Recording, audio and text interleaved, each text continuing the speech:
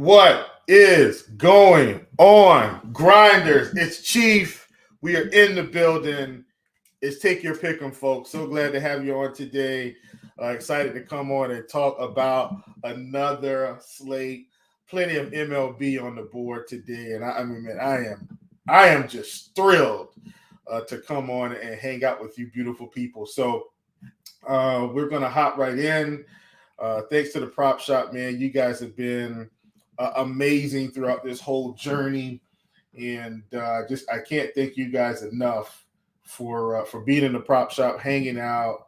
Everyone that's been in, for people that aren't in there now, doesn't matter. Like I sincerely thank you all for supporting the prop shop, supporting the Pick'em community. You know, people that aren't even in the prop shop, people that aren't at RotoGrinders.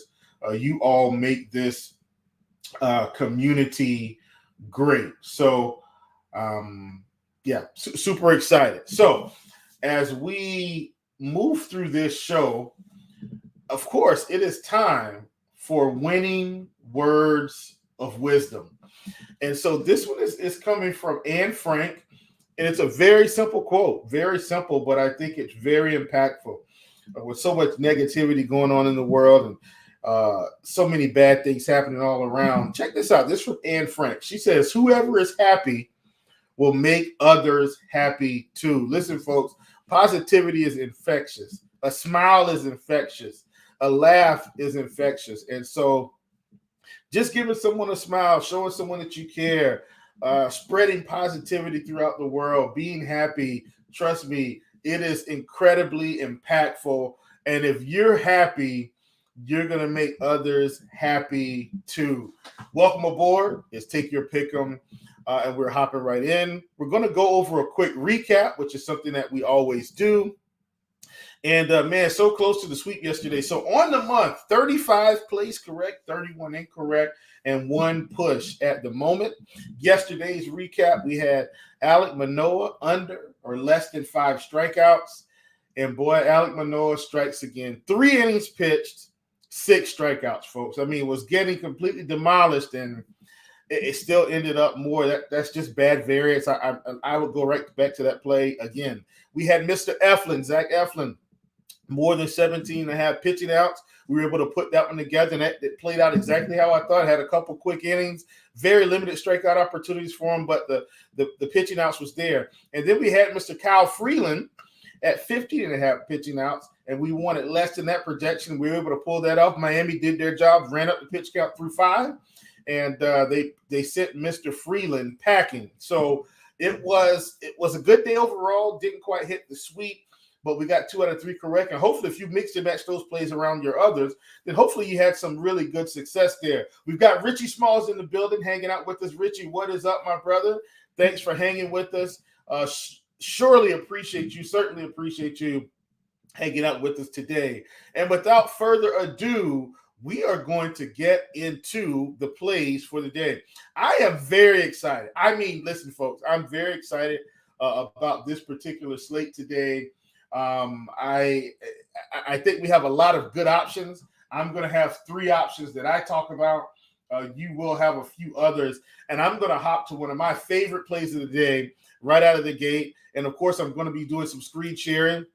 For those of you that are listening in your cars, do not worry. I will be discussing these plays. So very excited to come on and talk about it. And right out of the gate, folks, we've got Mitch Keller. Mitch Keller hit the board at 7 strikeouts. Mitch Keller is now at 6.5 strikeouts.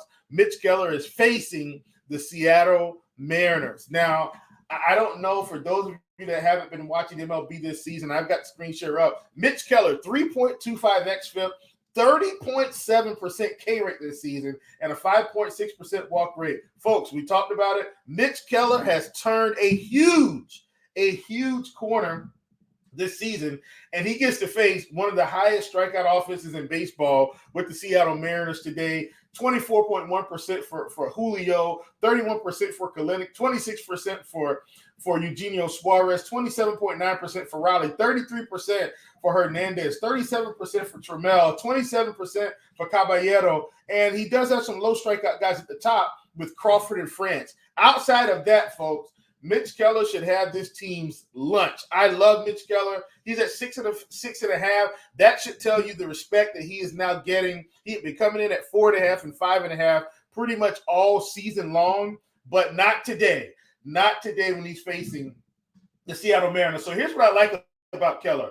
Now look, 34% K rate to lefties, 26.9% K rate to righties. And we've even seen some double-digit K rate performances from him this season. Love the fact that to the left side of the plate, he's getting a ton of ground balls at 50%. Only 41% to righties, but that's okay. He's got the platoon advantage against these guys, against the Mariners that have been striking out a ton. So Mitch Keller is definitely on the board today. And we see his pitch mix here. You know, he's throwing fastball, cutter, and he's got some sinker and knuckle curve. One of the things that I like, guys, and so if you've been listening to this show in terms of pitch mix, when guys are throwing the cutter, that's going to help them get ground balls. When they're throwing the sinker, that's going to help them get ground balls. He's also got the curve ball to lefties, which is most likely to strike out pitch there. But either way, I really like Keller today. I think this is I just think this is a great prop, folks. Getting the bump down from 7 to 6.5 is really what put him on the show today. So even at 7, I would have had some mixed in to some of my other cards. So if he happens to bump, if you watch this show later in the day and he happens to bump to 7, I'm still going to be inclined to take more than the 7 projection, but you need to get it in right now at 6.5 more or over. Either one of those, I'm perfectly fine. I think he's got double-digit potential today. I'm not saying that's going to happen, but I think the potential is there. Keller at 6.5, this is a great opportunity for us, folks.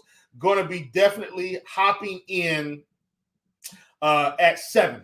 So we're going to move to our next one. It's another later game here, and that's going to be Hunter Brown facing the Oakland Athletics, soon to be Vegas Athletics, unless they do a name change. And look, folks, we've seen Oakland. They've got strikeouts galore, and we've got Hunter Brown sitting at 6 strikeouts flat.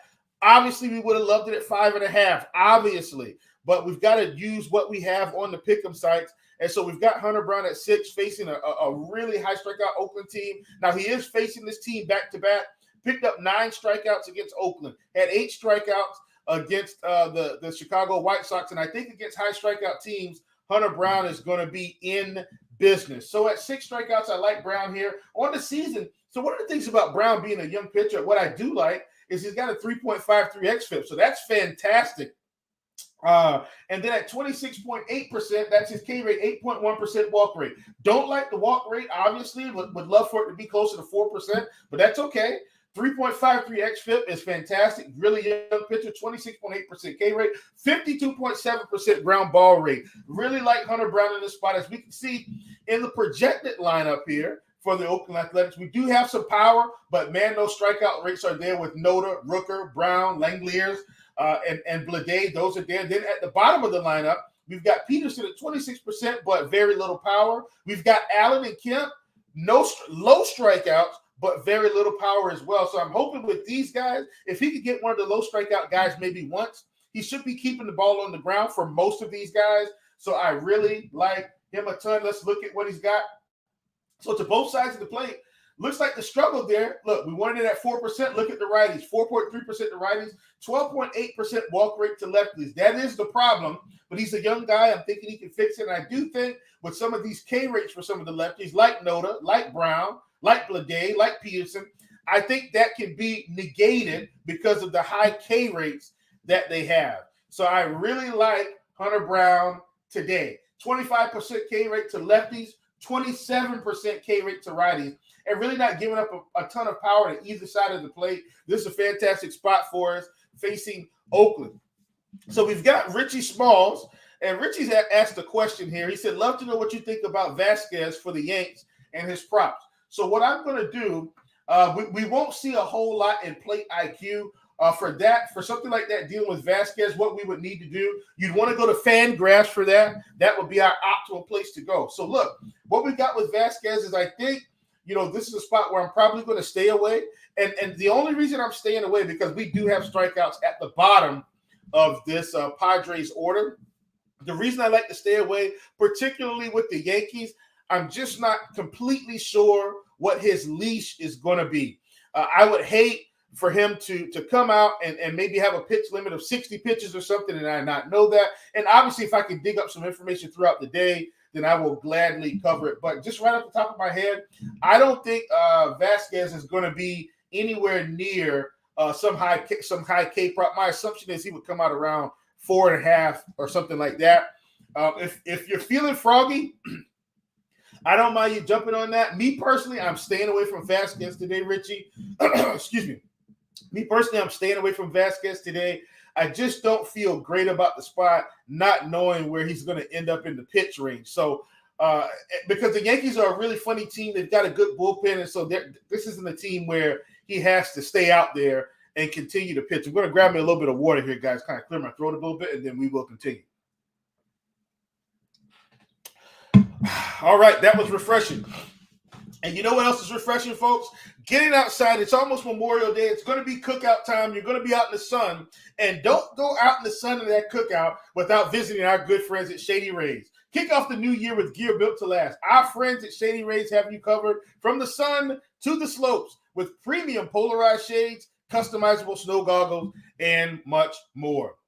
Shady Rays is an independent sunglasses company that offers a world-class product that's just as good as any expensive pair we've worn. Durable frames and extremely clear optics for outdoor adventures. That's not all, folks. Shady Rays offers the most insane protection in all of eyewear. Every pair of sunglasses is backed by lost and broken replacement policy. If you lose or break your pair, even on day one, they told us they will send you a brand new pair, no questions asked. Wear your Shady Rays with confidence because they have your back long after you purchase. With Shady Rays, you can look good and feel good. To date, they have donated over 20 million meals to fight hunger with Feeding America. If you don't love them, exchange them for a new pair or return them for free within 30 days. There's no risk when you shop with Shady Rays. Their team always has your back. Exclusively for listeners of Take Your Pick'em, visit ShadyRays.com, plug in the promo code RotoGrinders, and you're going to get 50% off 2 pairs of premium polarized sunglasses. Try it for yourself. Shady Rays, the company rated 5 stars by over 200,000 people. And I've got Tammy Nats. I probably pronounced that wrong. Yes, Tammy L. Nats. Let's go with that.